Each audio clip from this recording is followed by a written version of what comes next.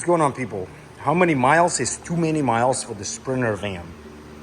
This is a third, right? I have three of them. This is number 3 Sprinter van I bought.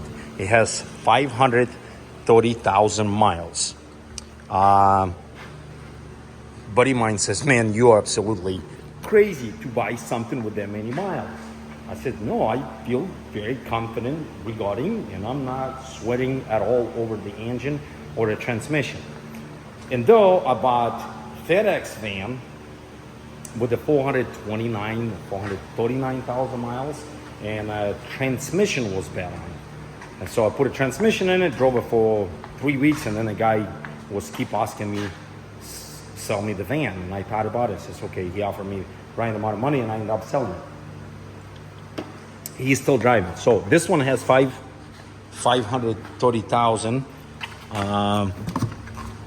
The biggest thing why I'm so confident, the whole secret is in this cover. It's only 154 horsepower.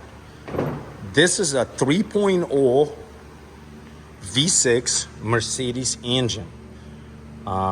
This motor is rated at 154 horsepower. So the same motor gets used in GLs, MLs, and I believe E classes.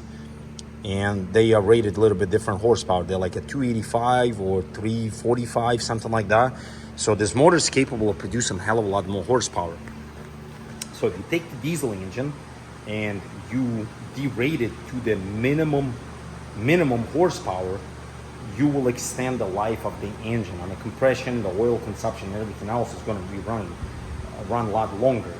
If you take the brand new van like this and with a higher horsepower and you actually will use it, obviously it will not last as long because it's harder than everything else.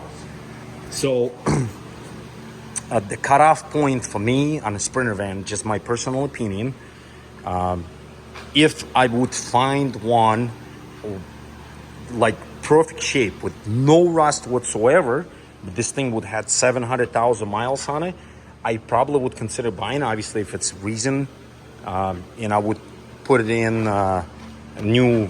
If I would have to, I would put in used engine and used transmission with a 350 or 400,000 miles for and run it.